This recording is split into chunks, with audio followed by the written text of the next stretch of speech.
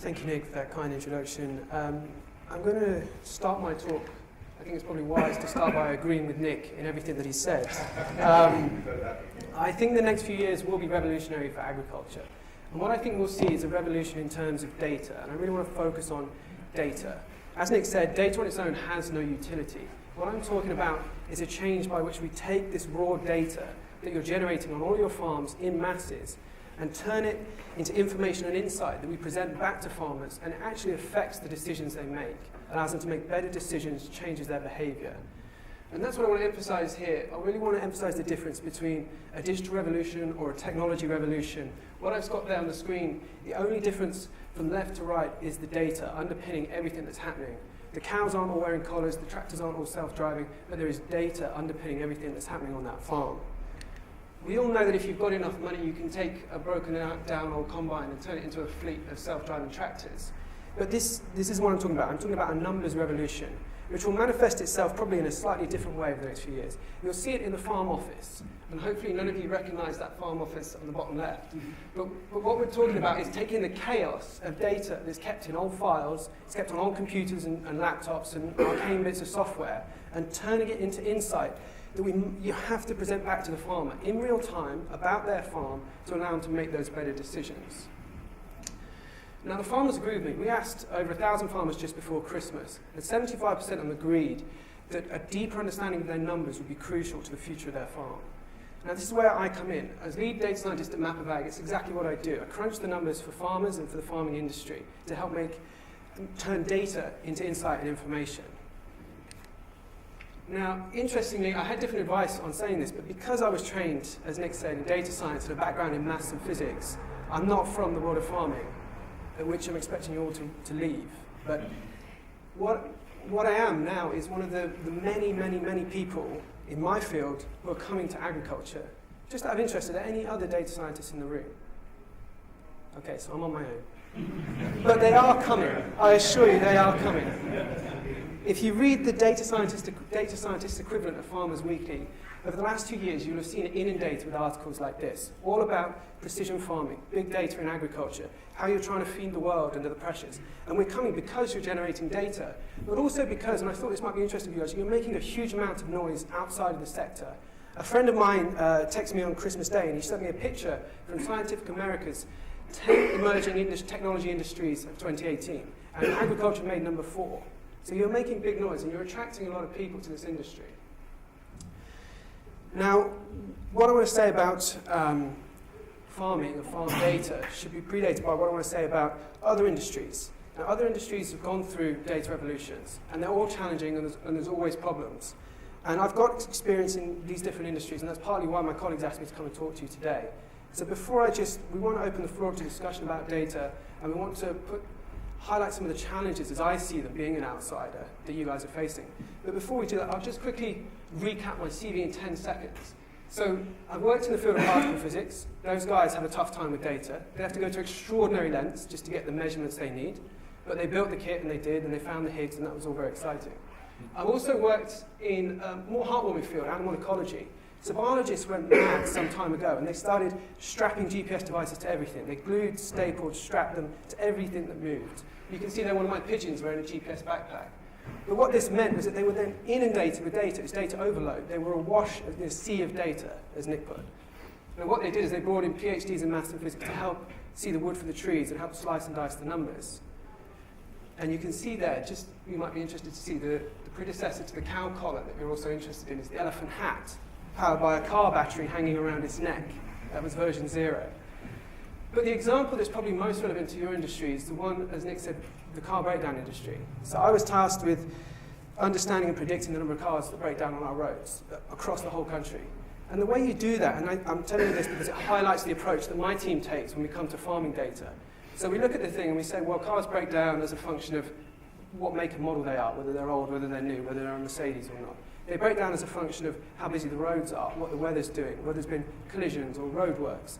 And what we do is we map out this system, this relationship, this model, and then we have the really tough time of parameterizing that with data. We go out into the real world, collect the data, parameterize that model.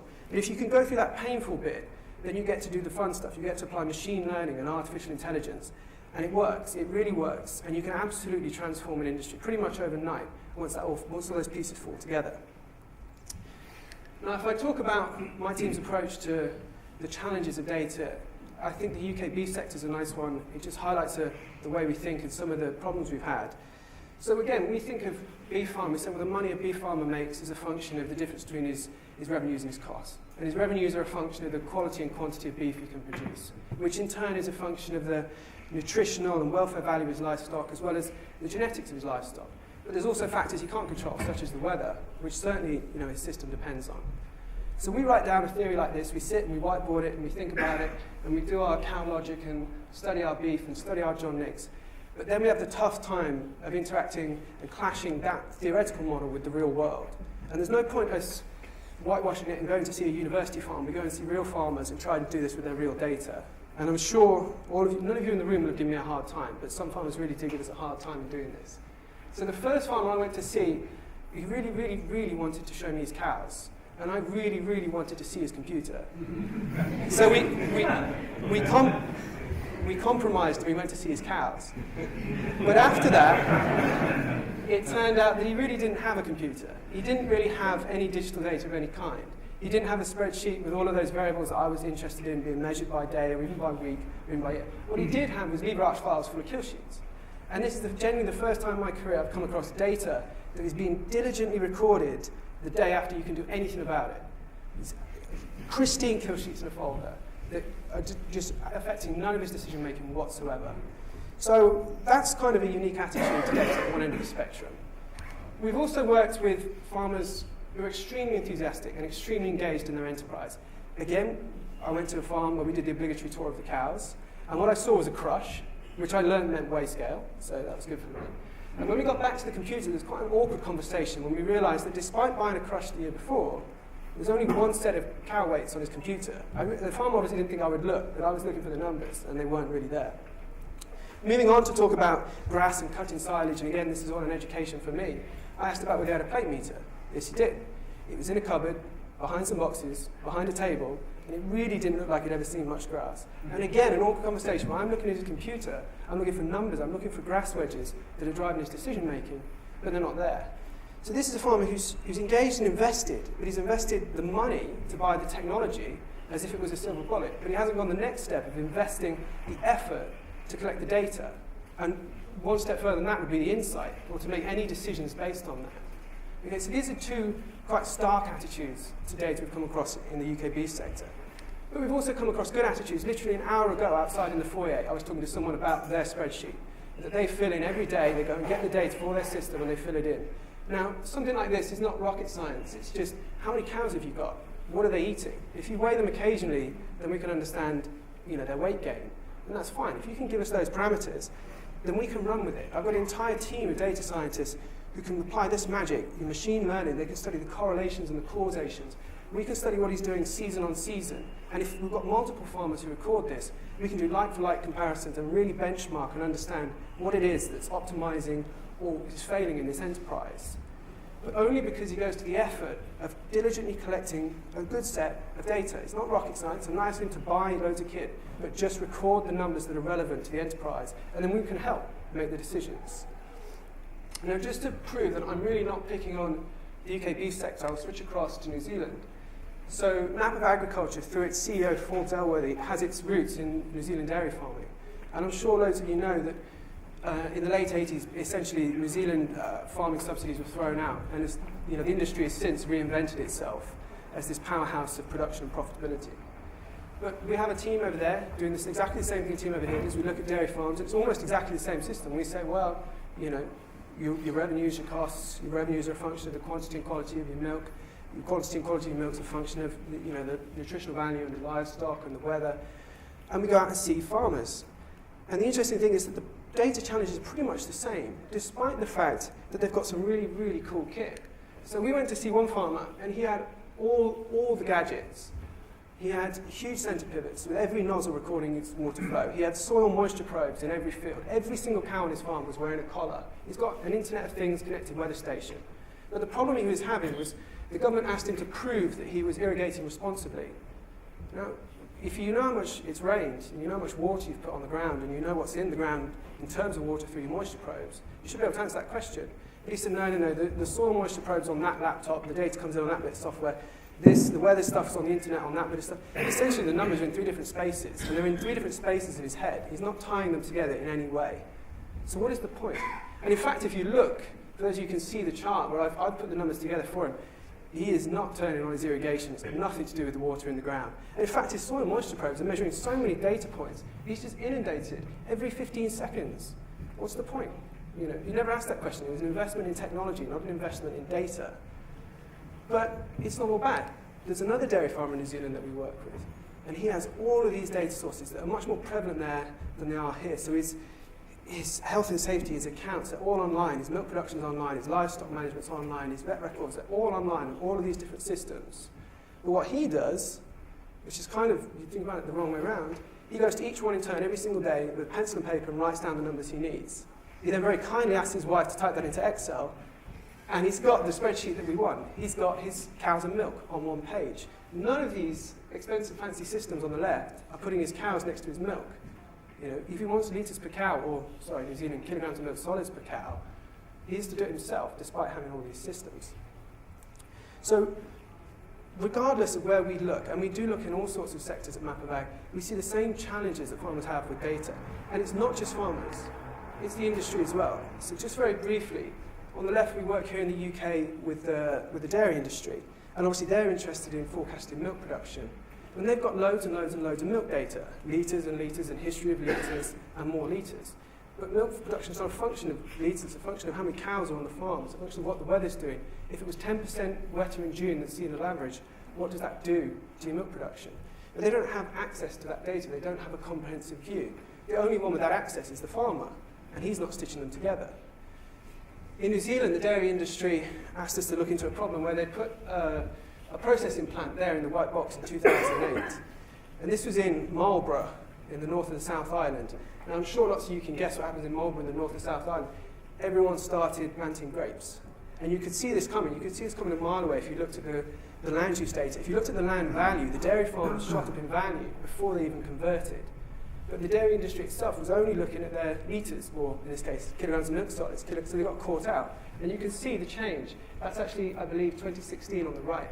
And the white fields you can see now are covered in grapes, so the plant can't spread its effluent, so it's putting effluent in trucks to drive it elsewhere, and it's losing money. So this is the sort of stuff, the challenges we see, not just on farm, but within the industry. And when I think about having completed some time in the agricultural sector now, what is unique about what we're seeing? And it's, yes, there are challenges, there's lots of challenges in lots of industries that are generating lots and lots of data, but what's unique that you guys have is this network of data, and there I've listed all the sort of important data feeds. And this is the same for every farm. Different farming enterprises, doesn't matter, different farmers, doesn't matter. You've all got vet records or yield records, you've got invoices, you've got your accounts here, and then we group them by theme, but essentially the common thing is that the farmer's the only one presiding over it all. No one else has that role. No one else has access to that comprehensive picture. And this is what makes it unique. And we spent quite a lot of time thinking about this picture, because it's what, even in the talk previously, they talked about it being a knowledge exchange landscape that's frustrated as being one of the big problems in farming. And that's what we see too. We see that if the farmer's not going to engage with the fact that they're at the top presiding over all of that, then there's nothing any of us can do about it. The only person who's content, the cow figures and the milk figures, and stitch them together, he needs to take the incentive to do that, because he presides over this network of data. For people in the industry, the data scientists and the industry guys out there, I think we need to respect that. There's no point asking farmers to collect lots of data. Other businesses I've worked with, they just generate data en masse, they just do it, and they have data teams managing it and organising it. Farmers are generating data, it takes them effort, it takes time and effort to manage it and keep it clean. So we've got to make sure it's worthwhile them doing it. And the only way to do that is to give them straight back insight in that real time that's farm specific for them, that lets them make better decisions. There's no point otherwise. And the farmers, I think, need to understand that data and their position in that data network is one of their most valuable commodities now. Everyone wants it, we want it, and they're presiding over this comprehensive picture. It doesn't need to be rocket science, it doesn't need to be fueled by the most expensive tech, but you do need to think about your parameters and your systems and about sharing that data Who are you going to let see it? Who are you going to let work with it? And you can't ask these questions without really coming up with issues of data ownership, and data privacy, but also capability. If you guys are generating more and more and more and more data, so that you're awash in a tidal wave of data, as well as walking your fields, do we expect you to be able to do advanced analytics? Who are we expecting to be able to do the processing and the management of all of this data? And I think there's a questions to keep in mind for the discussion we'll open up. But before we do, I want to say that it's not all bad. Like the future is good. I'm sure you all know farmers who have managed to share their data amongst themselves and amongst others to the benefit of their enterprise. I was told about a South African dairy farmer, I believe it was Nigel Locke, who is, despite having a large herd, measures individual properties of each animal. He measures his animal weights very frequently, he measures his milk quality, he measures the mobility of his animals, and that determines what rationing animals get. And in doing this, in automating that process, decision made by the data that's on farm is optimized his dairy production. That's an independent example.